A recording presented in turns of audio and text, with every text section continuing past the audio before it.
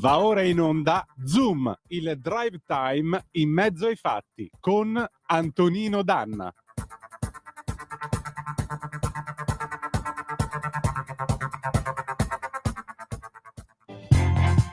We got it together, didn't we? We've definitely got our thing together, don't we, baby? Isn't that nice? I mean, really, when you really sit and think about it, isn't it really, really nice?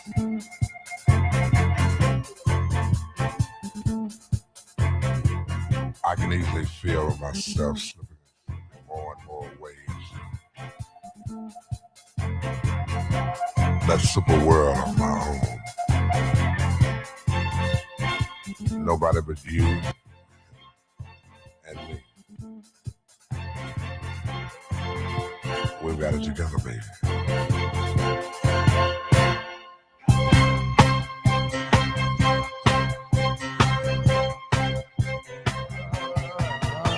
My first, my last, my everything, and the answer to all my dreams. You're my sun, my moon, my guiding star, my kind of wonderful. That's what you are. I know there's only one like you. There's no way they could have made two. You're all I'm living for. Your love I'll keep forevermore.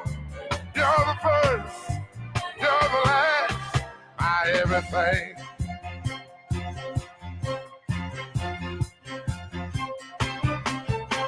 In you, I found so many things. A love so new, only you could bring. Can't you see it, you? You make me feel this way. You're like a fresh morning dew on a brand new day. I see so many ways that I can love you. Buongiorno Antonino, a te la linea. Cara Natalia, ben trovata, grazie a te, amiche e amici, e buon lavoro soprattutto. Amiche e amici miei, Manando all'avventura, buonasera, siete sulle magiche onde di Radio Libertà. Questo è Zoom, il drive time in mezzo ai fatti. Io sono Antonino Danna, questa è la puntata numero 1006 di oggi, mercoledì 28 di maggio dell'anno del Signore 2025. Cominciamo la nostra trasmissione, vi ricordo, date il sangue in ospedale serve sempre, salverete vite umane, chi salva una vita umana salva il mondo intero. Secondo appello radiolibertà.net, fesso chi non lo legge, perché vi perdete un bellissimo giornale online dove ci sono i Liberamente del direttore responsabile Giovanni Sallusti, gli Autodafé di Giulio Cainarca, la rassegna stampa di Semivarin che sto sostituendo io, le videopillole, degli interventi scritti e molta altra bella roba ancora, quindi collegatevi a radiolibertà.net. Le coordinate a cui incrociamo 340 670 9659 se volete mandarci le vostre zappe o WhatsApp che dir vogliansi, oppure 029294 7222.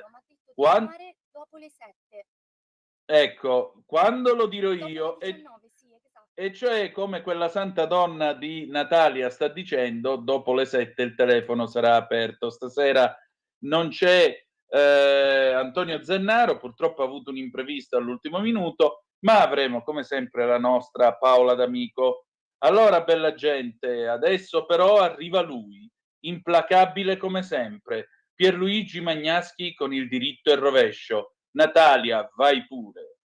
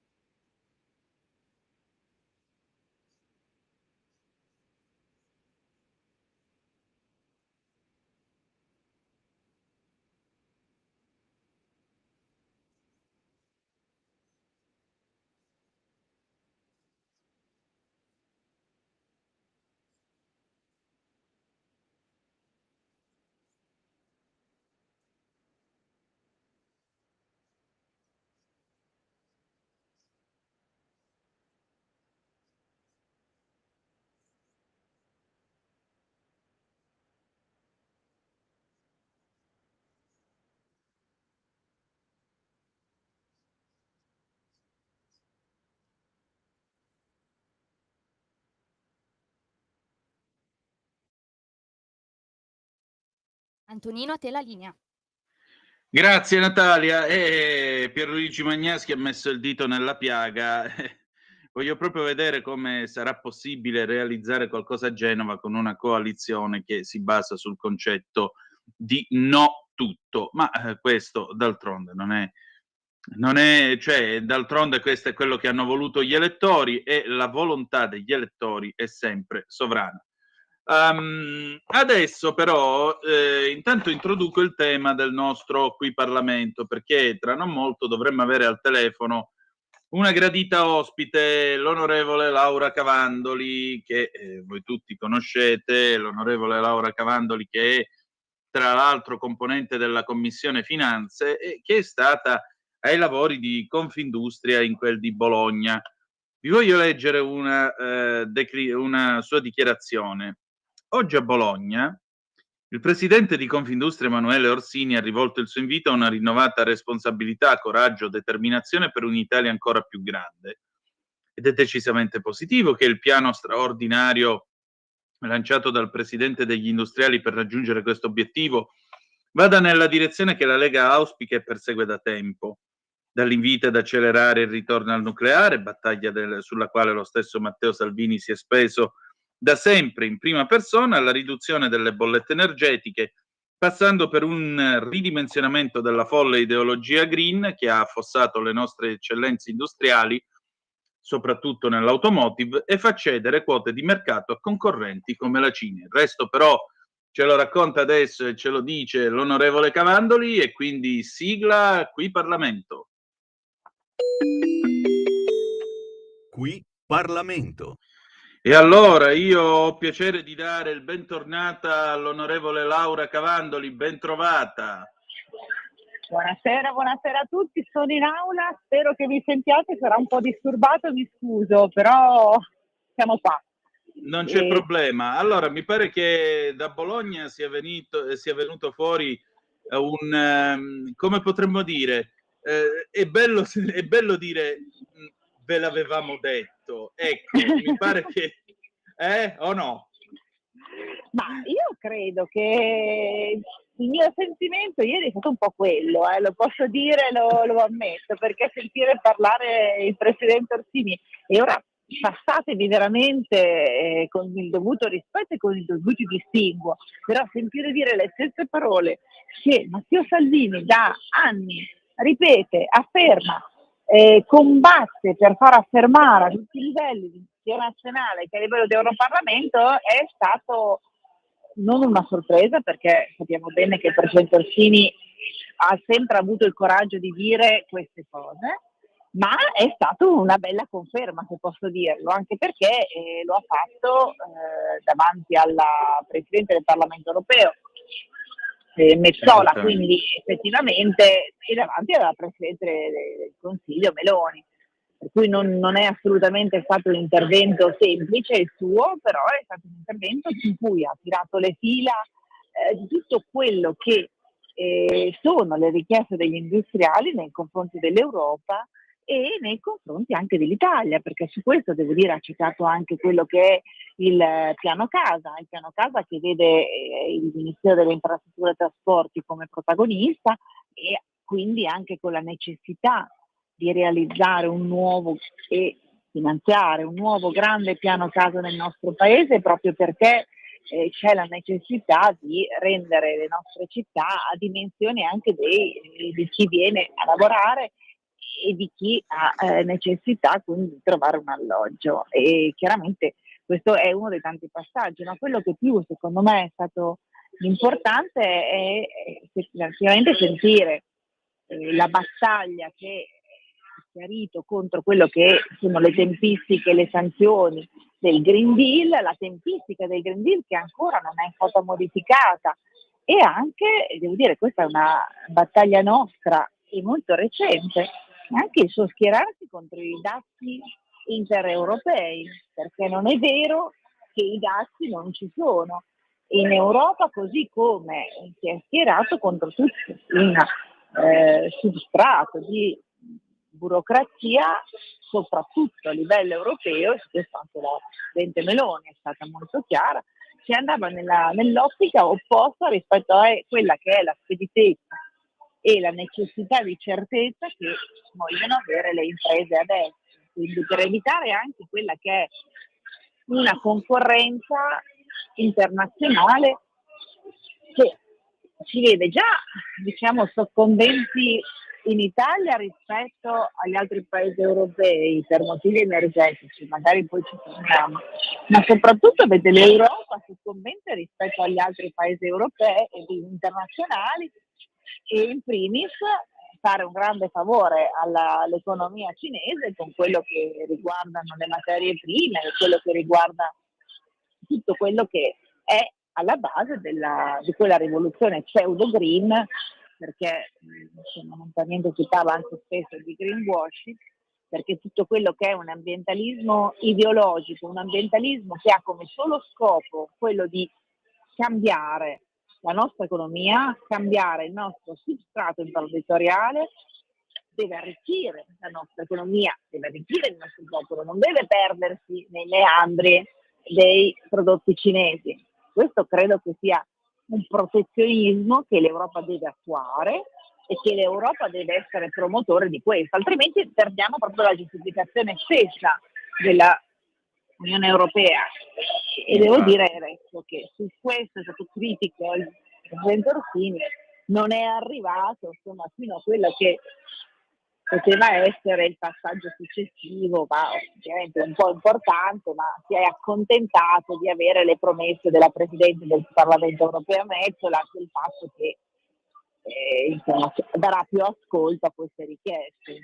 Quindi, e l'altro grande gap è stato quello energetico. Questo ovviamente la spinta verso il nucleare di nuova generazione, un nucleare che si deve realizzare al più breve, al più presto, perché comunque le nostre aziende e anche le nostre famiglie pagano l'energia elettrica con dei costi elevatissimi. Questo credo che sia assolutamente da ovviare, anche perché alla fine acquistiamo dalla Slovenia e dalla Francia e mi pare anche dall'Austria la loro energia elettrica che producono nelle zone di confine con le centrali nucleari, quindi effettivamente bisogna che in qualche modo ci dobbiamo liberare anche da questo, che di fatto è un dazio da questi acquisti, proprio perché dobbiamo per forza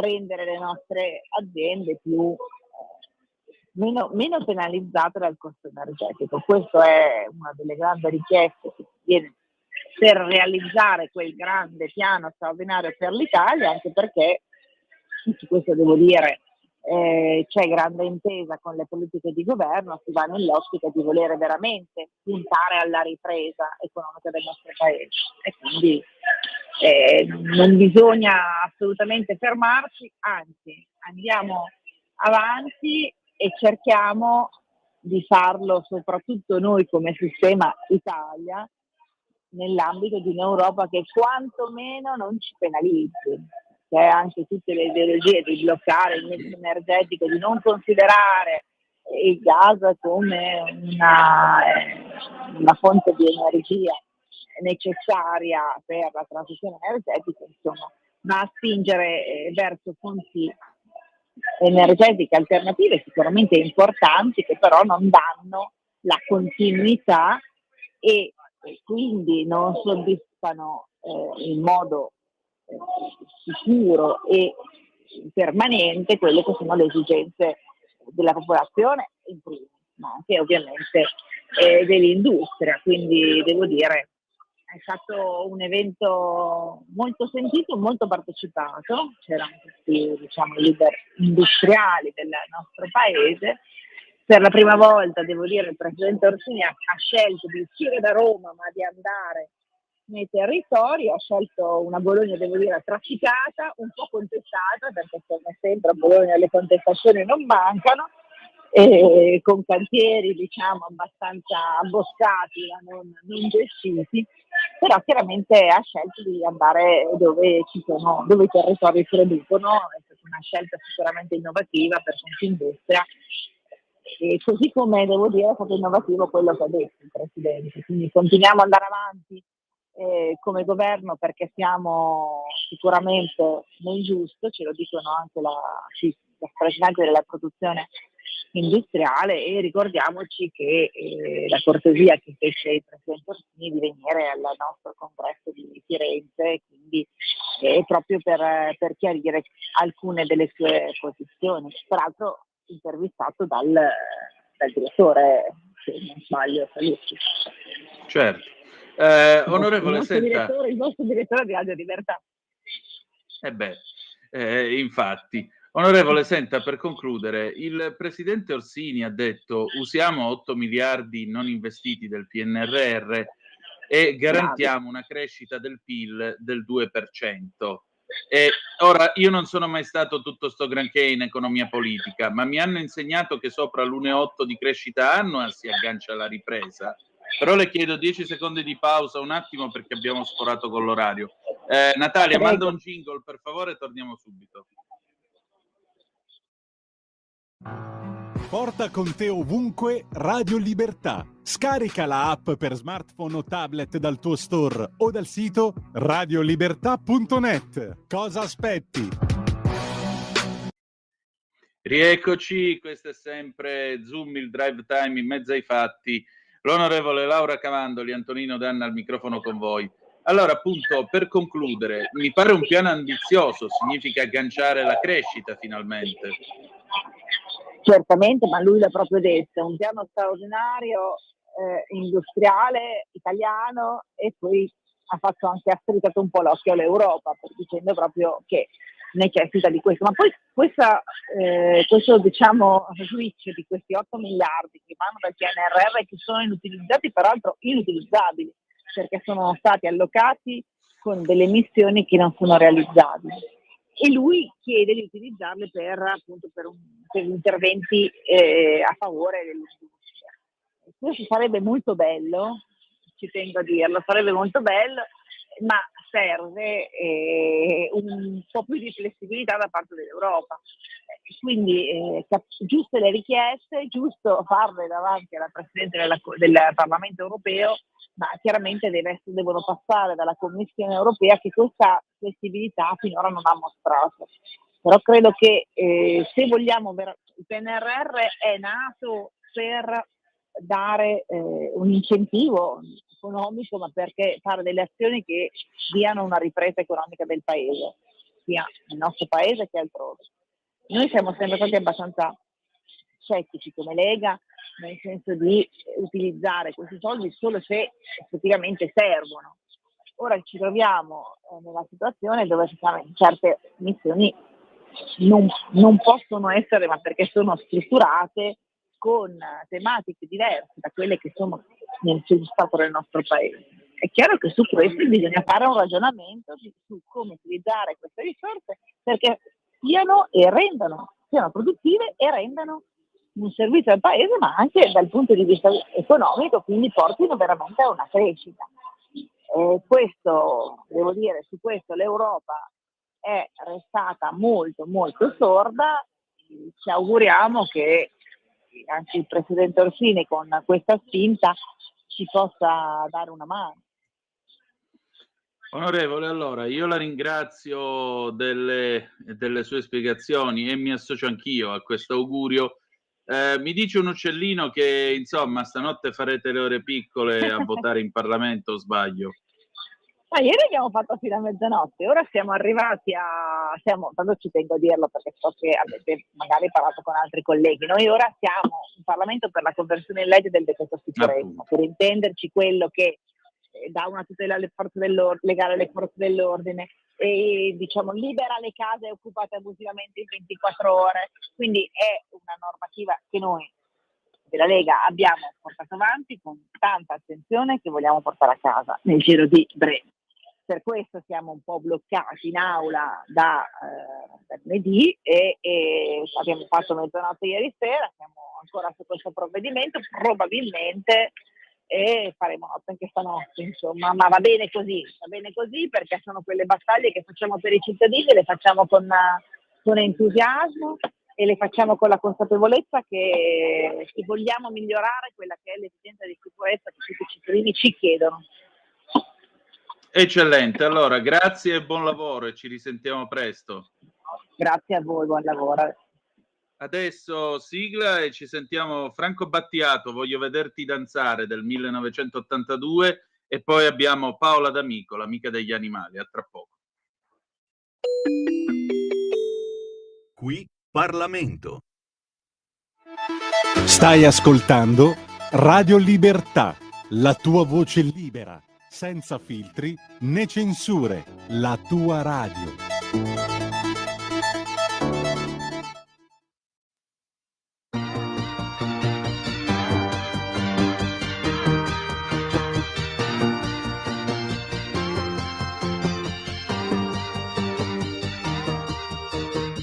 Voglio vederti danzare come le zingare del deserto, con candelabri in testa o come le balinesi nei giorni di festa.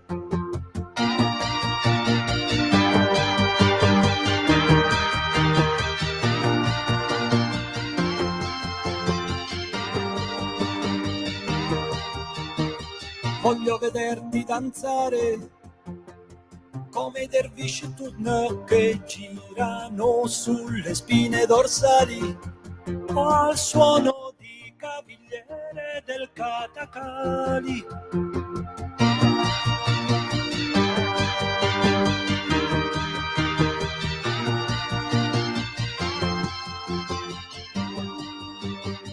E gira tutti intorno la stanza mentre si danza, danza, e gira tutti intorno la stanza mentre si danza.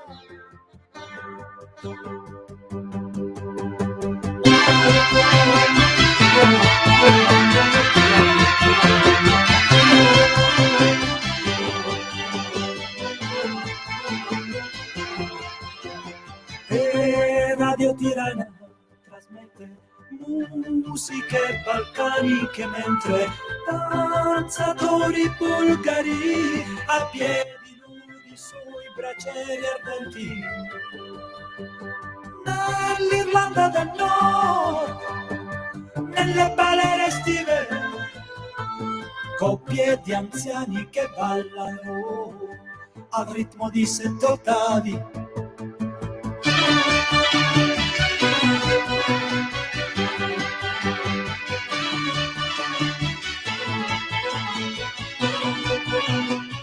E gira tutti intorno alla stanza mentre si danza, danza, e gira tutti intorno alla stanza mentre si danza.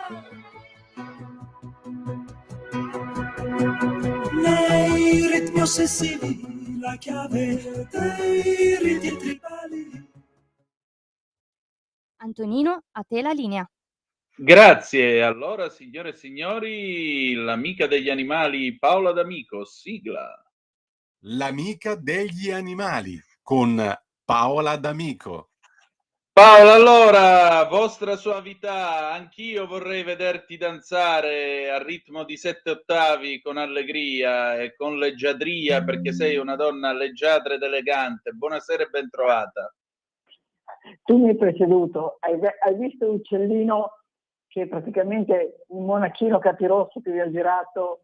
Abbiamo questo video infatti in cui c'è sto uccellino che si muove. Chi è? Che cos'è? Ma questo uccellino balla come Michael Jackson e quindi ricordate il 1983 Michael Jackson che ha reso famoso questo moonwalk, questa camminata sulla luna, il passo di danza. Non so se tu puoi far vedere Michael Jackson, io non l'avevo sotto mano, però...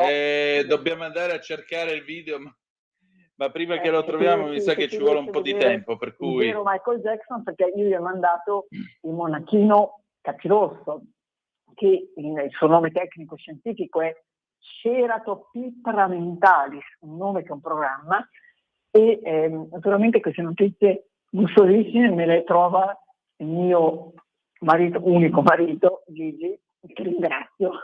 E che salutiamo. perché ormai è diventato un cacciatore seriale di notizie per Radio Libertà, solo per Radio Libertà, non per il Corriere.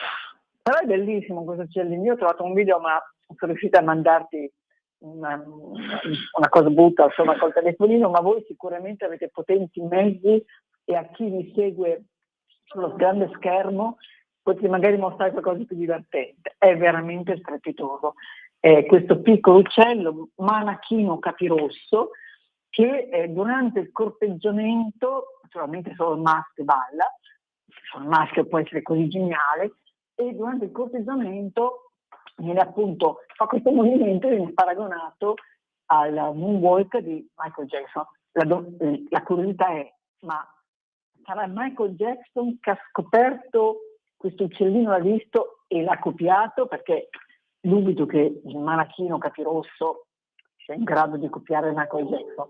Però restiamo con questo dubbio intanto e godiamoci le sue passeggiate strepitose durante la stagione di amori.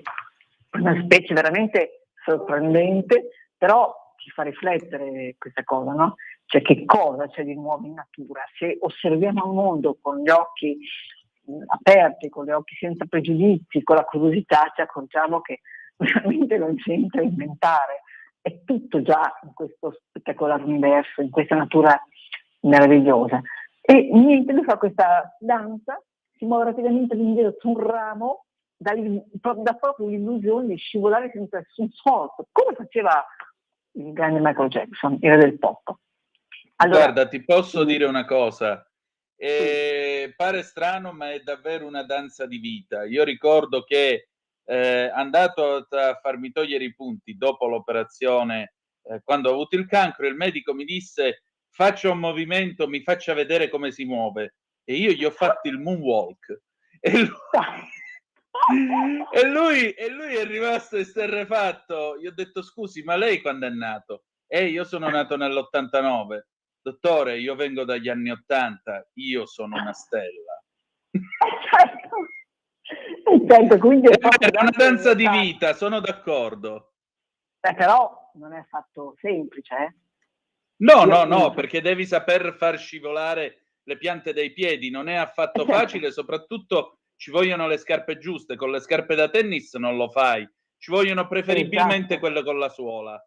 E tra l'altro, pensando a quando si va a fare un po' di ginnastica, non sono il massimo degli sportivi, però intanto tocca fare un mezzo di yoga, ti consente di tenere, di pensare di radicare i piedi a terra, di appoggiare non solo il tallone ma anche la punta. Esatto. E adesso guardando questa immagine e Michael ho detto: caspita, però essere capaci sarebbe un esercizio fantastico da fare al mattino, rimani radicato a terra ma contemporaneamente sei morbido. Quindi questo era veramente bellissimo e mi piaceva appunto aprire la puntata con questi video, con questa immagine, con questo pensiero, perché chi non vede in video l'immagine può immaginare il ricordo. E poi parleremo invece, te lo butto lì così magari gli ascoltatori e le ascoltatrici riflettono e hanno qualcosa da dirci a fine trasmissione. Yes. Il tema della caccia. Io sono inondata di mail di ogni tipo, ma non soltanto delle associazioni animalistiche ma anche dei lettori. L'ultima è arrivata poco fa dalla LAV su questo DDL sulla caccia che sta creando uno scompiglio nel nostro paese. E allora, nei dettagli non l'ho letto, cioè in profondità, per quel poco che ho letto in effetti lascia più spazio ai cacciatori, che poi non sono così tanti, perché a sentire i cacciatori esperti, i giovani non si avvicinano molto volentieri alla caccia, si sta perdendo questa tradizione, però comunque restano. E quindi una riflessione su, se avete sentito parlare di questo DDL, che ancora un provvedimento ma si dice è in preparazione, se qualcuno ha una propria opinione. Io continuo a ricevere messaggi di chi dice: firma la petizione contro il DDL. Allora, magari c'è qualcuno che ne sa più di me, se è vero che dà l'apertura dei territori, che dà più possibilità di usare più armi, cacciatori, che dà veramente, che rischia di essere una strage dei nostri selvatici, oppure no. Però è un tema su cui dobbiamo riflettere tutti quanti. Nel frattempo, Guarda, però, io ti posso dire questo, Paola, perché l'argomento è stato toccato da un apposito pezzo che è uscito su Il Giornale un paio di giorni fa e che io ho letto in me lo rassegna sono perso, stampa. mea culpa. Non ti preoccupare, a parte il fatto che, ripeto, si tratta di una bozza e come tale ancora non è cominciato l'iter parlamentare che prevede anche di sentire, di audire in commissione le associazioni ambientaliste e così via. Non è vero che la gente potrà andare a sparare in mezzo ai bagnanti sulla spiaggia o che potrà sparare tutto l'anno, questo no. Ok. È una legge, lo stesso Lollobrigida ha detto che sarà una legge equilibrata che aggiorna per certi versi la legge 157 del 92, quella sul prelievo, come si dice, sull'avifauna, ma soprattutto è una legge che può servire ad aiutare i cacciatori, cioè impiegare i cacciatori anche nel momento in cui tu ti trovi l'emergenza dei cinghiali fuori controllo e così via, anche per riequilibrarne l'entità. Per esempio c'è anche questa Però possibilità è vero al che già vaglio. adesso i cacciatori vengono utilizzati per queste finalità. Cioè, in Toscana sicuramente, la penso anche nelle altre regioni, ma anche la caccia al cervo, cioè devi prelevare i capi sovrannumerari, devi prelevare i capi di una certa età, ma anche sui cinghiali, anche per l'emergenza pesce suina, i cacciatori sono scesi in campo. Oddio, mica tutti molto volentieri, perché poi si sa che i controlli diventano molto pressanti per capire se un cinghiale si può poi utilizzare per il mercato, per il consumo oppure no. E quindi c'erano molte proteste anche quest'inverno, però i cacciatori sono già coinvolti. Cioè, non è che io, cittadino normale, posso dire partecipo a questa caccia per Beh, questo ovviamente no. numeri. E poi contemporaneamente c'è anche questa, come dire, minore tutela per il lupo, quindi diciamo che le due cose assieme non sono proprio dei bei segnali, pensando che quella legge del 92 è una legge che è assolutamente attualissima ed è una legge che veramente ha fatto storia in Europa. Cioè l'Italia negli anni 70 ha cominciato ad avere una sensibilità verso il mondo dei selvatici che ha fatto storia e sta poi seguita, diciamo, in tutta Europa. Noi abbiamo capito l'importanza della fauna selvatica, della sua tutela, molto prima di altri paesi. Quindi, ripeto, se tu dici devo migliorare bene, ma se il messaggio ad oggi, a parte appunto che sul giornale in realtà dà adito tante proteste, che anche le associazioni non di fanatici, allora un dubbio uno. Adesso comunque prometto che la leggerò, non ho avuto fisicamente il tempo. Voglio capire, è un tema forte, insomma. È un tema che rischia di spaccare e questo non è mai bello quando si parla di natura, insomma, perché io, quando difendo i lupi penso che se ci sono meno cinghiali, quest'inverno c'era meno proteste da parte di molti agricoltori nelle zone più montane, meno cinghiali vuol dire che il lupo si vedeva giù in pianura, perché il lupo sta facendo il suo mestiere, il lupo è uno spazzino, è un riequilibratore proprio dell'ambiente. Se non c'è cibo, non nasceranno 200 cuccioli, se c'è cibo, 200 cuccioli. In un branco di lupi è la mamma, il capobranco che fa il cucciolo, non è che tutte le femmine fanno cuccioli.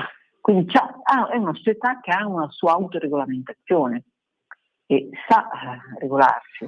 Certo, poi qualche pecora sarà anche mangiata, ma questo nell'insieme delle cose è un rischio calcolato, insomma. Certo. Però, comunque magari poi alla fine chi ne sa qualcosa magari interverrà o ci dirà il parere. Non voglio andare contro i cacciatori per amor del cielo, ma appunto lasciamo aperto un canale, insomma, di confronto. Invece, parlando di caccia, io tornerei questa volta dall'altra parte a parlare di rapaci. Ci sono rapaci che usano, e lì c'è l'altra fotografia che ti ho girato, non tanto belle, mi scuso, ma il telefonino non sempre fa il massimo di su. È uno sparire di Cooper, Accipiter Cooperi. Praticamente i rapaci usano auto e semafori per pianificare la caccia. e mostrano un'intelligenza adattativa molto sorprendente, cioè sanno capire, si regolano in base alle nuove condizioni in cui si trovano. I ragazzi sfruttano, sembra sfruttare, capaci di sfruttare il traffico e i segnali acustici dei semafori per nascondersi e sorprendere le prede che hanno avvistato.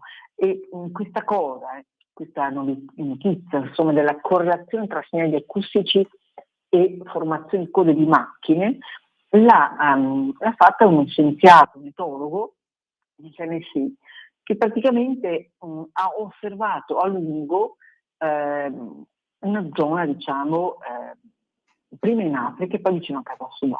In pratica si è accorto che in un incrocio che lui ha osservato per lungo tempo c'era un semaforo in cui le code delle macchine si formavano solo quando un pedone premeva il pulsante per attraversare. Io penso che questi pulsanti sono spesso non li uso mai e invece ho cominciato a utilizzarli. Quando il semaforo produceva un segnale acustico, si accorgeva che spuntava uno sparviere vicino a queste case. In una città non è normale che lo sparviere viva in città, ma in questo caso ci sta, come a casa del nostro Falco Pellegrini sul Pirellone a Milano. E quindi lui praticamente spuntava e si dirigiva in fretta nel giardino di una casa. Ma cosa c'era in questa casa? In questa casa c'era una famiglia numerosa che aveva un bel giardino, cenava in giardino e la mattina dopo le briciole si spargevano nel prato e tiravano uno stormo di uccelli, per cui il rapace era interessato a questo stormo di uccelli e attaccava sempre quando la coda di auto era abbastanza lunga da fornire una copertura fino alla sua postazione da cui lanciarsi per far fuori un po' di uccellette. Quindi è un'osservazione interessante, perché a un certo punto questa famiglia numerosa che mangiava in giardino, che abitava la casa, si trasferisce e non solo si è notato che praticamente si interrompe il suono che bloccava le auto per il passaggio pedonale e si accorge che lo sparviere cambia postazione, sparisce anche lo sparviere. Quindi c'era proprio una situazione di adattamento molto curioso, cioè lo sparviere aveva capito che era una situazione favorevole per approvvigionarsi di cibo e ne approfittava e aveva messo in relazione il rumore, il suono e la coda. Interessante questa cosa, perché noi diciamo a che punto arriva l'intelligenza degli animali ed è un'intelligenza fantastica. Scusa, prima ti ho interrotto, Antonino, tu volevi dire qualcosa? No, prego, ma vedi, è l'intelligenza, l'adattabilità, per non parlare per esempio della capacità del polpo anche di saper reagire agli stimoli dell'ambiente. Cioè necessariamente quando poi l'antropizzazione è quella che è, quando poi gli animali si trovano davanti a città sterminate e così via, è ovvio che cambiano le abitudini. L'esempio più banale è i gabbiani romani. Sì. Bel problema i gabbiani romani. Sì. Hai parlato di polpo, scusa, ma sai che io amo il polpo i suoi 8 cervelli. A proposito, la settimana prossima sulla Buona Notizia avremo proprio con una storia di polpi, perché riprendiamo la notizia di Giovanni Storti, l'attore, del famoso trio, no? Grande Giovannino. Sì, esatto, che è un sostenitore della difesa dei polpi nel nostro mare a Talamone, il mare grossetano, e in occasione della giornata mondiale degli oceani, che è l'8 maggio, praticamente rilancia la campagna che ha iniziato quando ha conosciuto un pescatore, Paolo, pescatore di questi mari, e ha capito che occorreva creare dei rifugi ai polpi e quindi praticamente nei fondali marini, questa storia si trova da tempo sulla pagina Instagram, ma anche sul sito di Paolo il Pescatore, Instagram, e creano in mare delle piccole anfore in cui praticamente i polpi trovano rifugio, questo per difenderli dalla pesca a strascico, da altre forme di pesca che li danneggiano. È molto divertente questa cosa, perché tra l'altro appunto i polpi sono Salute. I polpi sono animali solitari e quindi ogni polpo ha la sua casetta, la sua piccola anfora. Scusa, ma dovevo approfittare per raccontarvelo perché a me Giovanni è molto simpatico e questa cosa dei polpi mi piace altrettanto, insomma l'idea di carare delle casette per i polpi in mare. E lui ormai da tempo segue questo pescatore che ha lanciato l'allarme perché c'era una pesca un po' incontrollata dei polpi e quindi ha deciso di aiutarli, di difenderli e di rilanciare con frequenza la sua campagna. Che meraviglia. Invece, o per dirla con lui, cioè si sta completamente ribaltando la situazione. Verrebbe da dire. Esatto. E poi invece, l'ultima cosa che appunto con cui volevo chiudere, sempre che non arrivino telefonate sulla caccia, è che ci sono un po' di notizie che arrivano questo, come possiamo definirlo, questo grande centro di ricerca che è nato in Italia, di cui non si parla abbastanza secondo me, che è un centro che studia la biodiversità italiana e che ha avuto dei fondi del PNRR e naturalmente li sta usando bene e ha già praticamente reclutato 350 postdoc, ricercatori e dottoranti e che si uniranno ad altri 1500 ricercatori che lavorano in tutta Italia, cioè non è un centro che è nato e che fa rete con altri centri, quindi non è una struttura inutile di gente che lavora in ufficio per il tempo, ma ha messo in rete le forze di 50 centri di ricerca, università, aziende anche, coordinate da un hub centrale che sta a Palermo, che ha un senso simbolico perché è un luogo centrale per la biodiversità in Italia, perché l'Italia, lo ricordiamo da sempre, sia dal punto di vista della flora, sia dal punto di vista della fauna, ospita, è uno dei più importanti hotspot di biodiversità in Europa. Abbiamo circa la metà di 20.000 specie di piante e un terzo di 100.000 specie di animali che vivono nel nostro continente. Quindi siamo veramente un concentrato di bellezza. Paola, senti, l'orologio ci insegue un po'. Che cosa c'è di bello su Buone Notizie che è uscito oggi, mi pare? No, ieri. Allora, di quello che è uscito ieri, mi credo che mi sono quasi dimenticata. Abbiamo una bella storia di questo centro, di questi collegi che ci sono un po' in tutto il mondo, 18 nel mondo. Pardon. Non ti preoccupare, beviti pure un bicchiere d'acqua che ci mancherebbe la gola, dopo la tosse, la gola. E qua ci vuole San Bias che protegge la gola e il nas. Praticamente comunque abbiamo raccontato la storia di un signore che salva i colibrì. Ha comprato un riccone, che però si è dedicato all'ambiente, nel pavese, ha comprato un castellotto con tanto terreno e ha trasformato in un centro di recupero per fauna selvatica, in particolare i colibrì. La stessa cosa sta facendo in Ecuador, sì, dove praticamente c'è un po' la moda ai turisti dare zucchero ai colibrì. Il problema è che se tu dai da mangiare agli animali selvatici, in particolare zucchero, magari non semi, questi hanno dimenticato come si fa a cercarsi il cibo. Ed è un problema perché rischiano veramente di sparire. E quindi lui si è messo in pista e ha cominciato a cercare, capire come tenere vivaci questi animaletti, reinsegnandoli a nutrirsi. E sta facendo questa operazione molto importante e quindi noi gli facciamo i complimenti. Perfetto. Allora Paola, io ti ringrazio come sempre per la pazienza e al piacere di ritrovarci tra una settimana. Grazie a te. Grazie a te, buona serata. Noi andiamo in pausa e ci sentiamo il Redbone, Come and Get Your Love 1973, a tra poco. Stai ascoltando Radio Libertà. la tua voce libera, senza filtri né censura. La tua radio.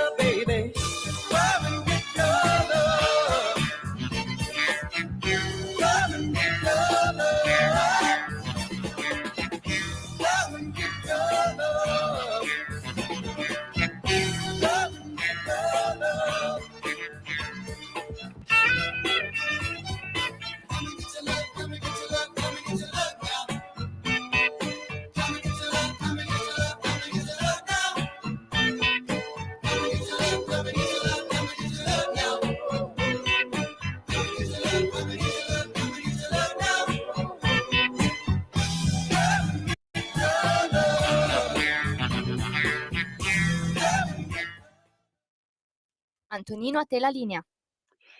Grazie Natalia, qualcuno di voi l'avrà sicuramente riconosciuta perché Come and Get Your Love è è la sigla anche di quell'immensa serie a cartoni animati ambientata tra il 1974 e il 1975, F is for Family, con questo padre irascibile nell'America degli anni 70 e con questa famiglia un po' particolare, per cui a maggior ragione, insomma, non mancano le sorprese. Se vi capita, la trovate su Netflix, è ancora lì. Allora, questi erano i Redbone, Come and Get Your Love, 1973, Vieni a prenderti il tuo amore. Tra l'altro, il disco start con cui abbiamo iniziato, l'avete riconosciuto tutti, Barry White, You're the First, the Last, My Everything del 1974. Diamo un'occhiata alle 19, 4 minuti e 20 secondi qui sulle magiche onde di Radio Libertà alle news. Il presidente Mattarella tira le orecchie ai magistrati, signore e signori. Scrive l'ANSA, Mattarella ai magistrati, nessun potere è immune da vincoli e controlli. Rigore morale e professionalità elevata sono la risposta più efficace ad attacchi strumentali. Ancora, l'Ucraina, Lavrov, negoziati il 2 giugno a Istanbul, Merz, armi a lungo raggio a Kiev. La raccomandazione dell'UE, il Consiglio d'Europa, razzismo tra le forze di polizia italiane. Meloni, accuse vergognose. Ancora un femminicidio, la escort uccisa a coltellate a Legnano, è stato fermato un operaio di 29 anni. Un'ultima cosa, la CGIL scrive all'UE, blocchi l'autorizzazione per il ponte sullo stretto, gravi criticità tecniche, ambientali, normative e sociali connesse all'iter d'approvazione del progetto, e poi la Lagarde potrebbe lasciare la BCE per il World Economic Forum, lo scrive il Financial Times. Il portavoce della Banca Centrale Europea risponde: la Lagarde è impegnata sul mandato. Ma so che c'è una telefonata, Natalia, la prendiamo, che dici? Pronto, chi è là? Eccomi, Michele Caruso. Ciao Michele. Un saluto noblesse oblige, madame, monsieur, comment ça va bien? Bien, bien, monsieur, à vous. Bonsoir, merci beaucoup. Moi, très bien. Dunque, la Radio Libertà, la Talk Radio, tu mi dai anni in mezzo ai fatti e mi prego di intervenire con te, Antonino Danna, con il mio historiale, il punto di Michele Caruso. Vai. Si aprono nuovi scenari sul celeberrimo delitto di Garlasco. Alberto Stasi è stato davvero condannato oltre ogni ragionevole dubbio? E quanto mi chiedo, a proposito del caso in questione, noi siamo forcaioli tout court nei primi momenti di un delitto, specie quello di una ragazza così giovane come era Chiara Poggi, vogliamo una testa e la vogliamo immediatamente. E dunque non dovrebbe essere così. Ma perché? Perché una persona deve essere condannata oltre ogni ragionevole dubbio, come ha anche dichiarato in un'intervista il nostro ministro di Grazia e Giustizia Nordio. Quindi ci si chiede come si sia arrivati alla condanna di Alberto Stasi, oltre ogni ragionevole dubbio, se ora sono emersi motivi e situazioni così importanti. In merito al caso di Chiara Poggi, oggi tornato alla ribalta dopo che Andrea Fempio, amico del fratello della vittima, è stato indagato per omicidio in concorso con Alberto Stasi o con ignoti, premetto, non conosco gli atti e le carte, di fronte a quello che è successo non mi sento di prendere posizione, pur appassionandomi dall'esterno a certi diritti e pur rilevando certe situazioni, non è possibile arrivare a conclusioni radicali e decise. Detto questo, un innocente in galera è un vulnus, è una cosa gravissima per la società, una vergogna. Pensiamo alla vita rovinata di questo ragazzo, non credo che sia stato facile per Stasi né opportuno ritrovarsi in una così grave condizione di detenzione se non è stato proprio lui.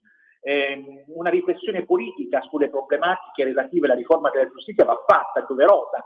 Se Stasi dovesse essere innocente, dovremmo pensare a come ha vissuto, a come si è sentito ogni singolo momento di questi 18 anni, 10 di detenzione e di cui 8 di processi. Un'osservazione che si lega alla riforma della giustizia e alla separazione delle carriere in discussione. Noi ci prepariamo a fare in modo che a compiere le indagini sia un super poliziotto e non un magistrato. La riforma della giustizia vuole questo, con la separazione delle carriere. E concludo con il sistema attuale che prevede la presenza di un magistrato, andiamo incontro anche a queste tragedie. Pensiamo lontano da un lupis, in primis se sul modello americano il procuratore sia una carica elettiva, comunque dipendente dal Ministero dell'Interno, che fa carriera sulla base di quanta gente riesca a perseguire. Questa secondo me è una materia di riflessione primaria per tutti, perché è di una pericolosità estrema ratio, profondamente e gravemente incivile. Il tuo pensiero, Antonino, sarebbe gradito. Da Michele Caruso, grazie e buona serata a tutti. Grazie Michele, ciao. Allora, per quanto riguarda la questione Garlasco, io la penso esattamente come il ministro Nordio. È incredibile che dopo 2 assoluzioni nel giudizio di merito sia poi il giudice di rito, la Cassazione, a decidere che debba essere condannato a 16 anni di carcere. Seconda cosa che mi permetto di dire, per quanto riguarda la riforma della giustizia, non credo che arriveremo addirittura alla gente che viene promossa sulla base di quanta gente condanna, perché se no veramente che cavolo stiamo a fare? Quanti verbali hai fatto oggi? Non mi sembra serio, non mi sembra il caso, quindi vedremo quale sarà la proposta. Allora, prima di portarvi nel centro del Mediterraneo, c'è un'altra telefonata. Natalia, la prendiamo e poi ci facciamo sto viaggetto nel blu dipinto di blu del Mediterraneo. Pronto? Chi è là? Sì, pronto, ciao, sono Manzoni. Ciao, dimmi, ben trovati immenso. Allora, volevo dirti una cosa, ho delle foto di una Giulia 1006, che l'ho fatta qua, venuta da Dio, che volevo mandarti, ma siccome non hai WhatsApp, non te la posso mandare. Mandale sul WhatsApp della radio. Sì, vabbè, te la mando quando fai le trasmissioni. Perché è in vendita, ma secondo me il prezzo è un po' troppo elevato. Quanto? 50.000. 50.000? Guarda, se tu lo guardi, io ho guardato il motore, ho guardato tutto, è addirittura come uscito dalla fabbrica. Ok, seconda cosa, e questa è per chiudere la trasmissione. Dopo gli editoriali di Michele Caruso aumentano in maniera esponenziale i suicidi. Basta. Bene, grazie a te, ti saluto. Va bene, allora, ovviamente è una battuta. Allora, adesso, signore e signori, proviamo a chiamare un uomo affascinante, un uomo con questo, come potremmo dire, con questo pizzetto accattivante, un po' tonno nostromo, un po', come potremmo dire, Athos, Porthos, Aramis, no, Porthos sono evidentemente io, quindi un po' Athos, un po' Zorro, un po' anche, come potremmo dire, vabbè, Lorenzo Viviani. Ecco, tanto per chiarirci. Ora tenteremo, attenzione, non vi posso garantire niente perché nel punto in cui lui si trova non è detto che il segnale arrivi, quindi aspettiamo e vediamo se la tecnologia riesce a giungere nella, come si dice, nel lontano mondo del Mar Mediterraneo. Natalia, se vuoi provo io a convocarlo qua e a compiere la malefatta, come vuoi tu, in modo tale che così vediamo se riusciamo a ottenere. Va bene, Antonino, Va bene. prova tu. Allora provo io, signore Grazie. e signori, tentiamo perché si tratta di un'operazione di pranoterapeutica che non è propriamente una cosa abbastanza facile. Adesso con gli artifizi magici, dov'è qua? Ecco qua. Proviamo, immettiamo il nome, eccolo qui. Stiamo immettendo il nome, signore e signori, lo stiamo chiamando. Pronto c'è. Negli anni '80 funzionava, vediamo se funziona ancora. Pronto c'è. Vediamo un po'. Lorenzo? Pronto? Ecco. Radio Libertà. Gianfranco Funari, grazie, lo faceva Funaria da bocca aperta sta cosa. Pronto c'è. Radio Libertà, mi ricevi? Radio Libertà, mi ricevi? Ti ricevo, passo, grandissimo. Avanti Radio Libertà, avanti Radio Libertà, avanti Radio Libertà. Allora, cari amici, mi fa piacere raggiungervi. Sono Dove un po' sei? distante da casa. Guarda, in navigazione, sto rientrando, sono in navigazione, poi vi racconterò questa bella avventura che ho appena fatto, sempre per lavoro, non sono qua per divertimento, però insomma, una bella avventura che poi magari condivideremo anche insieme e, insomma, sono un po', diciamo, al centro del Mediterraneo in questo momento. Domani dovrei anche riuscire a tornare a casa. E dopo qualche giorno fuori, insomma, ci siamo già sentiti che ero in partenza, quindi ci sentiamo nel mio ritorno adesso. Bene, nel tuo buongiorno, nel tuo ritorno è un volo a planare per essere inchiodati qui crocifissi al muro, ma come devo fare ora? Non sono una signora, appunto, no? Senti, com'è il mare? Una tavola blu? Il mare bonaccia cippa, proprio di quelli tipo veramente da sogno, anche il cielo è sereno. Devo dire la verità che insomma il tempo in questi giorni non è stato bellissimo, anche nei posti dove sono stato per lavoro non era, diciamo, il clima mediterraneo, sembrava di essere insomma più in un ameno, non so, porti del nord, diciamo, con questo grigio predominante, però appena si schiarisce, insomma, dice il fatto suo, tutti i paesi si affacciano sul Mediterraneo. La cosa che ho portato nel cuore da questa esperienza è che poi, devo dire la verità, quando ti muovi da pescatore e hai il tuo DNA da uomo di mare e vai nei vari porti, riesci a trovare empatia con tutte le varie popolazioni locali, e quella è una cosa meravigliosa, e devo dire la verità, secondo me viene anche un po' recepita sta cosa, perché poi ti si spalancano le porte di casa, le confidenza e la complicità con le persone che frequenti, con cui parli, quindi insomma veramente, veramente fatica, lavoro, ma ogni cosa devi sempre prenderci la parte che ti arricchisce, che ti porti dietro. Io devo dire la verità che questa esperienza ha portato dietro questa cosa che di solito non mi succede così, forse proprio perché passando dai posti di mare io ho questa particolarità che venendo proprio dal lavoro in mare riesco magari ad avere veramente quella forse quella parola, no, l'argomento che lanci che ti fa andare in confidenza con una persona. Sicuramente. Senti, Mi dica.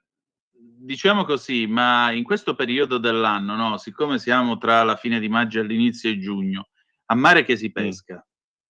Allora, adesso è il momento dell'acciuga, anche gli articoli di giornale hanno fatto vedere come in Liguria in effetti ci sono dei gran banchi di acciughe in Liguria e se ne stanno pescando parecchio. Io lo dico sempre ai nostri radioascoltatori: mangiate soprattutto le acciughe, non che allora facciamo una distinzione perché semmai qua cadiamo nel tranello e riusciamo, non diamo delle notizie come si deve. Allora, prima di tutto l'acciuga, diciamo, tirrenica, principalmente viene pescata da marzo, aprile a ottobre, perché è la stagione della pesca della lampara, quindi grandi barche, quelle luci in mare che vedete ogni tanto quando andate nei posti di mare, vedete quelle luci, quei bagliori di una nave che passano, no, sono le varie luci che vengono messe per attirare i banchi di acciuga che sono già stati, diciamo, individuati grazie alle onde sonore degli ecoscandali e del sonar. Poi c'è anche una pesca invernale dell'acciuga che è più legata alla pesca volante, che è come fosse uno strascico, ma pelagico, cioè non ha interazione col fondo, una grande bocca che prende invece le specie pelagiche che stanno nuotando nella colonna d'acqua e quindi si pesca anche lì. Di solito la riconoscete la pesca da volante e da acciuga perché la pesca di lampare e pesca da volante, perché l'acciuga che viene fuori dalla pesca alla volante è un po' più rovinata perché è un'acciuga che va a finire dentro un sacco, viene magari rimane nel sacco un po' di tempo mentre si pescano le acciughe, quindi di solito ha un aspetto un po' più non che non sia fresca, ma la vedete con una livrea magari rovinata, come se avesse dei colpettini, no? Invece con l'acciuga di lampara è un'acciuga che di solito è perfetta, è proprio come se fosse ancora sembra quasi, insomma, perché diciamo, io vengo da quel mestiere, si tiene proprio il fatto di lavorarla bene, portarla fresca, valorizzarla proprio perché naturalmente cambia il prezzo vedendo queste acciughe meravigliose che a volte sembrano veramente delle piccole sculture, sembrano delle fotografie, sembra che nuotino ancora, quindi insomma c'è proprio un altro tipo di lavorazione, diciamo. E quindi diciamo la stagione dell'acciuga principalmente è da marzo-aprile, quindi adesso in questo momento le trovate sicuramente sui banchi del pesce. Tutte le specie ora nel mio viaggio mi è capitato di vedere tante specie ittiche anche in altre parti del Mediterraneo. Ho visto come tante specie, ad esempio, stiano colonizzando il Mediterraneo, perché abbiamo tante specie di pesci anche esotici che stanno, diciamo, sapete sempre la migrazione dell'Essepsiana, cioè quelle che sono arrivate dal canale di Suez, quindi dal Mar Rosso. Alcune specie stanno venendo su, ecotipi diversi dai nostri. Ho visto una specie che è diventata che è magari originaria anche dei mari del Mediterraneo orientale, che sta arrivando dalle nostre parti, il pesce serra, che esprono sempre a consumare, costa veramente poco, non è magari un pesce facilissimo da cucinare, ma provatelo perché è meglio un pesce serra fresco che mangiarsi del salmone. Perdonatemi, io non voglio fare pubblicità a trasmissioni magari che non hanno simpatia per gli ascoltatori di Radio Libertà, però andate a vedere, c'è una puntata di Report interessantissima su come vengono allevati i salmoni in quel della Scandinavia. È una cosa terribile e pensate che non è il peggio, perché quello che avviene in Cile, nella parte dell'America del Sud, è qualcosa di terrificante, quindi non è solamente non etico, perché molte volte, vedete, si dà la colpa alla pesca, dici, facile, no? Il pescatore, il prelievo, sempre un po' di luoghi comuni, perdonatemi, e l'errore si fa sempre, perché tanto la pesca di solito dice, pescatore, invece la pesca, paradossalmente, e lo dico che so che non è così per il 99%, però potrebbe essere traguardata a veramente essere un un'attività ultra sostenibile, perché pensate che il pesce in mare, se tu lo prelevi in maniera, diciamo, sostenibile, tu prendi qualcosa che è arrivato da sole, fitoplancton, zooplancton e poi, nel caso dell'acciuga, varie zooplancton fino ai copepodi principalmente, che sono questi tipi di crostacei che abitano lo zooplancton, cioè questi organismi della colonna d'acqua che vivono e si vengono trasportati dalle correnti, vengono scelti proprio dall'acciuga che se li vuol mangiare, e poi la peschiamo noi e ce la mangiamo. E quindi se noi riusciamo a creare i presupposti di non evitare lo sovrasfruttamento, noi non mettiamo niente, a parte forse il combustibile per andare in mare, ma non facciamo nessun tipo di interazione, cosa che invece avvengono con tutti gli altri sistemi di elaborazione di proteine animali, in cui comunque tu devi fare concimi, prendere, dare da mangiare agli animali, quindi te dai qualcosa che ti dà il Padre Eterno direttamente, senza passare dal via. Invece in questo caso dei salmoni vengono distrutti completamente degli habitat, perché non è solamente qualcosa di, fatemi dire, un po' schifoso che andiamo a consumare e non è sicuramente salubre per la salute, perché bisogna vedere anche che mangimi prendono. Però è anche antietico, fatemi dire. Quindi uno dice, vabbè, è allevato, tanto è nato per quello, muore per quello, non è sfruttamento della risorsa etica, però distruggono degli interi ecosistemi, dei paradisi, mi viene da dire, come quelli ti ricordi che l'avevamo anche intervistato, un biologo che diciamo, sta facendo la crociata proprio su queste tematiche, di Genova, un comandante di lungo corso che ha dedicato la sua vita poi proprio alle tematiche della pesca, quindi segue naturalmente la sostenibilità della pesca, quindi cerca naturalmente anche di fare delle battaglie per migliorare il settore della pesca, ma soprattutto, diciamo, lui è abbastanza cocciuto nella salvaguardia di questi paradisi terrestri che sono ad esempio le acque del Sud America, che vengono completamente devastate perché hanno ritrovato un habitat propenso naturalmente alla vita del salmone con le acque fredde, ma pensate alla bellezza della Patagonia, di questi posti incontaminati dal passaggio delle balene, queste cose che vengono rase al suolo da questi allevamenti ultra mega super iper intensivi. Infatti. Senti, però ecco, tanto per fare la solita come si dice, che il solito ora di catechismo sulla pesca, sul consumo delle specifiche, mi raccomando, cercate, io ve lo dico con estrema insomma, sapendo che non è facile, sapendo che è un impegno che uno non è che dice lì in studio per andare a comprare al supermercato, anche se un po' lo dovremmo fare. Però, quando andate al banco cercate ogni tanto di chiedere qualche specie, e ve ne sconsiglio qualcuno, un mugine. Ma ce l'ha un mugine fresco? Anche un banco di un supermercato. Ma mi scusi, ma ce l'ha un sugarello? Ce l'ha un'occhiata? Mi senti? Mi senti, Antonino? Sì, sugarello, occhiata. Ce l'ha un'occhiata, ce l'ha una palamita meravigliosa, una specie di tonnetto che si è sfillettato, fatto è meraviglioso, la tartar di palamita. Ce l'ha, non andiamo sempre con le solite, pesce spada, tonno, palamita piace pure a me, devo dirti. Palamita piace pure a me. È buona, è buonissima. I saraghi c'era il problema che avevano questo fenomeno che se cotti in base all'alimentazione, soprattutto il sarago maggiore, se ne diventava plasticoso, ma c'è il sarago pizzuto, ci sono tante tipologie che possono essere consumate. Sceglietele, cercatele, perché l'importanza è che sia fresco, venga dalla pesca locale e che sia fresco. Quindi molte volte siete sui posti di mare, scegliete magari il mercato ittico dei pescatori. E poi non fermatevi alle 3 specie, al gambero, al trancio di salmone. Ho girato il Mediterraneo, sai qual è il pesce che ho visto di più? A parte in tanti posti anche specie povere, sardine, anche tante, il salmone. Sono stato in posti di mare dove c'era una flotta di pescherecci, salmone. Ho girato posti poveri dove c'erano la flotta di pescherecci, di barche, cosa c'era? Il salmone. Cosa ti dice questa cosa qua? Il mercato è più forte di qualsiasi altra cosa e ti mettono sulla tavola un pesce che non è che sia male, io non faccio la crociata contro il salmone, ma nel cuore del Mediterraneo cosa lo mangio a fare? È slegato da qualsiasi tipologia. Poi se uno lo vuol prendere affumicato a Natale, mangiatelo, è buono, lo mangio anch'io una tartina col salmone, però non facciamo l'errore di consumare solo quello perché è facile, perché l'abbiamo sempre mangiato. No, non lo facciamo questo errore. Datemi retta.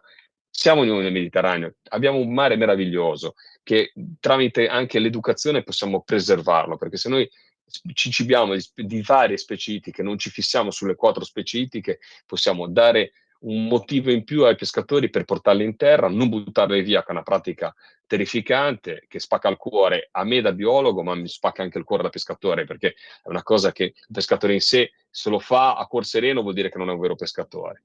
Le boghe, le sardine, buonissime.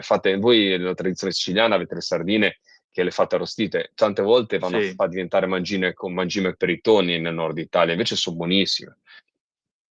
Nei romanzi di Scopriamole. Camilleri c'è addirittura la ricetta per farle nella canaletta, cioè per farle dentro oddio, non mi viene la parola in italiano, come si chiama? Il coppo, quello che si usa per il tetto. La tegola, ecco qua. Ah, la tegola. Nelle tegole di facciamo sulla terracotta con un pietra, filo addirittura d'olio. sulla... Bisogna farla Però, arroventare, eccetera, eccetera. Aspetta, mo ti dico pure qual è il sonaio, è il racconto di Camilleri dove c'è la ricetta per fare appunto le sardine nella canaletta o coppo o appunto tegola, che dir voglia. Sì, se vi capita trovate lì la ricetta. Prego.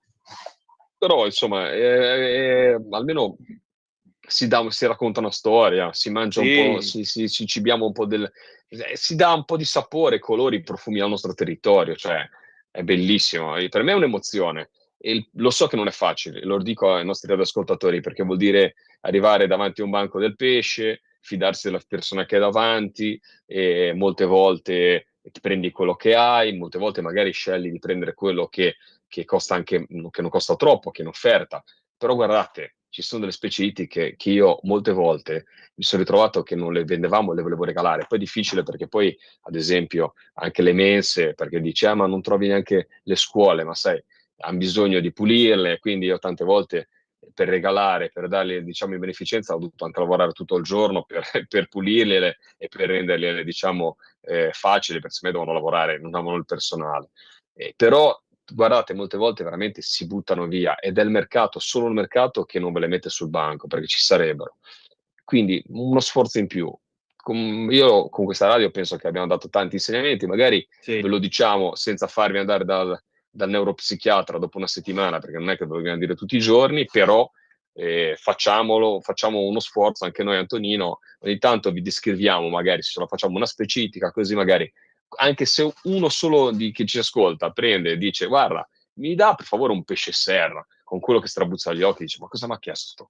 Per me il pesce serra è una specie che non era dalle nostre parti ed è arrivata, perché essendo l'acqua un po' più calda, è arrivata dalla parte meridionale, orientale del Mediterraneo, però ce n'è tantissimo, se ne trova tanto in giro, quindi non fermiamoci alla spigola e all'oratina d'allevamento, c'è tanto di più. Decisamente. Allora Lorenzo, sono le 19:29, che si mangia stasera in navigazione? Ma guarda, non te lo so dire, adesso ho fatto una giornata di navigazione, ho approfittato per lavorare, adesso quando ho finito con voi farò di nuovo una call, perché domani si ritorna in quel di casa e ho tutti gli incontri pregressi, quindi penso che andrò lungo cercando di capire domani come riesco a mettere tutto insieme. E ci rivediamo venerdì vi faremo un aggiornamento su alcune tematiche, avremo anche degli ospiti interessanti perché stiamo già lavorando alla puntata e insomma, e quindi dai, avremo tanto da raccontare, poi magari anche qualche curiosità in più sul viaggio che ho fatto, va bene? Va bene, allora alla via così, comandante, e buon vento. Radio Libertà, mi ricevi? Ti ricevo perfettamente, passo allora, e chiudo. Io ci risentiamo venerdì, passo e chiudo. Yes sir, grazie, passo e chiudo Roger, 7-3 a tutti. Ecco, allora grazie al nostro Lorenzo Viviani che ci ha parlato dal centro del Mediterraneo. Noi ci fermiamo, 10 secondi di stacco e poi Wild Cherry, Play That Funky Music 1960. 76 e andiamo a chiudere questa puntata numero 1006 di Zoom. A tra poco. Stai ascoltando Radio Libertà, la tua voce libera, senza filtri né censure, la tua radio.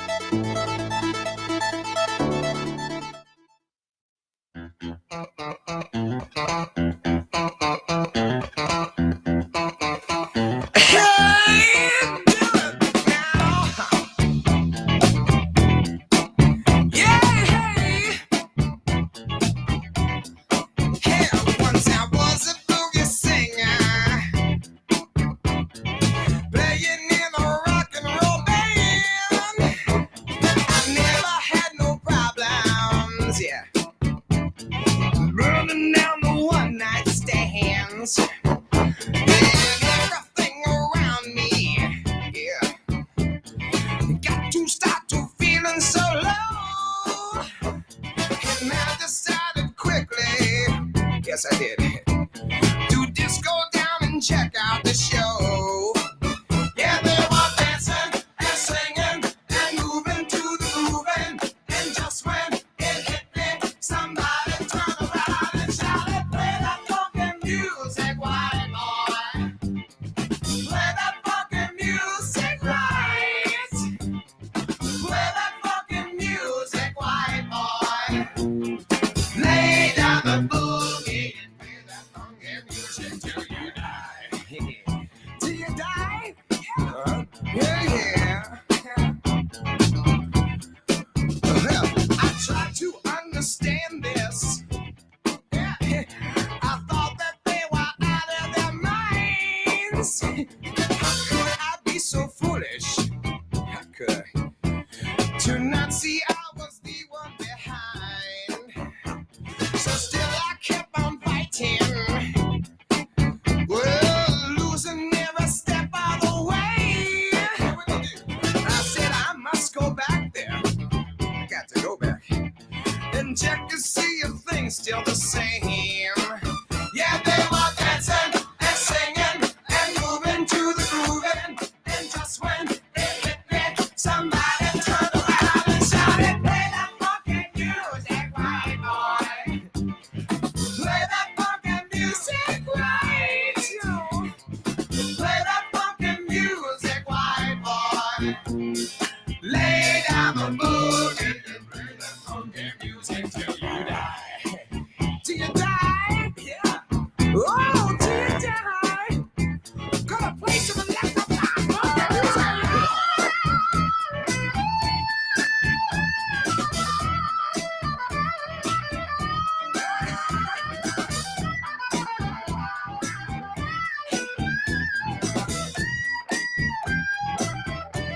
Hey, wait a minute. Now, first it wasn't easy. Changing rock and roll and minds. Yeah, things were getting shaky. I thought I'd have to leave it behind. Oh, but now it's so much better. It's so much better. I'm funking out in every way. But I'll never lose that feeling. You know I won't. Of how I learned my lesson that day. When they were dancing and singing and moving to the grooving.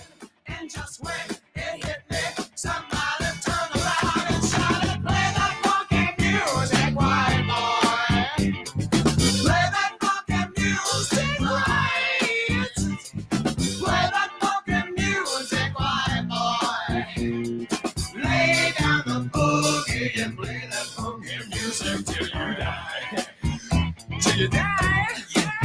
Oh, till you die. Yeah. They shouted, "Play that funky music. Play that funky music. Play that funky music. You got to keep on playing funky music. Play that funky music. Play that funky music. Play that funky music. Wanna take a higher. Play that funky music, white boy. Play that funky music. Antonino, a te la linea. Grazie cara Natalia, alle 19:13 minuti e 17 secondi sulle magiche onde di Radio Libertà. Play that funky music, cantava Wild Cherry nel 1976 e noi questa funky music l'abbiamo suonata abbondantemente, anche perché ce l'abbiamo nel sangue, ladies and gentlemen, siamo gente abbastanza funky. E allora, non però come la famosa canzone, quella di, come si chiama, di Andrea Mingardi del 77, dal disco Super Circus, che è quella funky funky, e poi in dialetto bolognese si insulti lanciati all'uditorio e più in generale al mondo della disco music. Se siete bolognesi, apprezzerete molto questo disco che trovate su YouTube. Io vi dico la verità, tante volte per scaletta, però poi ho detto no, perché stavolta arriva davvero il Moige e dopo sono problemi miei, per cui lasciamo stare e salutiamo gli amici del Moige, già che ci siamo. Dunque è arrivato un messaggio, aspettate un attimo perché voglio vedere chi è che mi scrive, anche perché purtroppo vi svelo un segreto: non sempre l'informatica è intelligente malgrado come si dice, malgrado la tecnologia. Natalia, per favore scrivimi sul numero della zappa, perché qua si è un pochettino abbandonato l'apparecchio. Sì, mi si sente a scatti perché ogni tanto perde colpi la connessione, non per altro. Allora, le 19:37 in questo momento, e vi dicevo del presidente Mattarella. Il presidente Mattarella ha incontrato quest'oggi, scrive la DN Cronos, i magistrati ordinari in tirocini al Quirinale e ha detto loro una serie di cose, ha dato loro una serie di consigli. In particolare il Presidente della Repubblica ha detto ai magistrati ordinari in tirocinio: la nostra Costituzione, nel lungimirante e prezioso sistema istituzionale che ha disegnato, persegue l'obiettivo di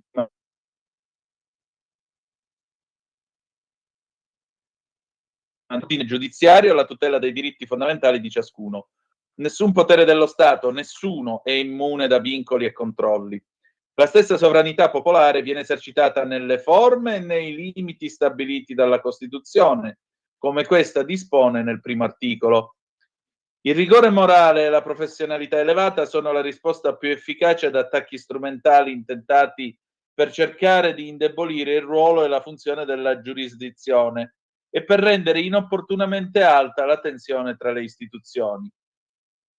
Quindi da un lato, diciamo così, c'è questo invito, dall'altro la tiratina d'orecchie è anche alla politica, evidentemente. La condizione di legittimazione dell'ordine giudiziario risiede anzitutto nella fiducia che i cittadini nutrono nei confronti della giustizia. Questa fiducia non va confusa col consenso popolare sulle sue decisioni. Nel giudizio, l'accertamento dei fatti e l'affermazione del diritto devono avvenire senza subire alcuna influenza o cercare approvazioni esterne. Io ci sento una certa eco di Garlasco, di tutto il bailamme che si sta facendo su questo processo, che non c'è peraltro, perché al momento non c'è nessun processo. Sono certo che nel corso della vostra attività, aggiunge Mattarella, vi impegnerete per mantenere fede al ruolo che vi conferisce la Repubblica, svolgendo le vostre funzioni con la doverosa dedizione e la necessaria umiltà, qualità che, insieme al senso della misura e all'impegno, vi saranno preziose per affrontare la fatica e la responsabilità delle vostre funzioni, sia come giudici, sia come pubblici ministeri. A proposito dei social, la nostra Costituzione, dice ancora il Presidente della Repubblica, come riferisce la DN Cronos, assicura alla magistratura indipendenza e autonomia, ha detto il Capo dello Stato, affinché possa decidere in modo imparziale, senza influenze o condizionamenti, anche quelli derivanti da eventuali pregiudizi personali. L'appartenenza all'ordine giudiziario impone un alto senso di responsabilità, dalla cui osservanza dipende in ampia misura la credibilità della stessa funzione giudiziaria, aggiunge. L'esercizio rigoroso nel senso di responsabilità, sottolinea, è quindi un risvolto necessario dell'indipendenza e dell'autonomia, che esige qualificazione professionale, rispetto puntuale della deontologia, irreprensibilità nei comportamenti individuali. Giudici e pubblici hanno dunque il dovere di essere e apparire e essere irreprensibili e imparziali in ogni contesto, anche nell'uso dei social media, con la consapevolezza che nei casi in cui viene fondamentalmente posto in discussione il comportamento di un magistrato ne può risultare compromessa la credibilità della magistratura. Io sto pensando a quelle chat nel libro di Palamara, cos'è che dicevano di Salvini che gli dovevano dare tutte addosso? Così, giusto per ricordarvelo, non vorrei essere irrispettoso. Allora,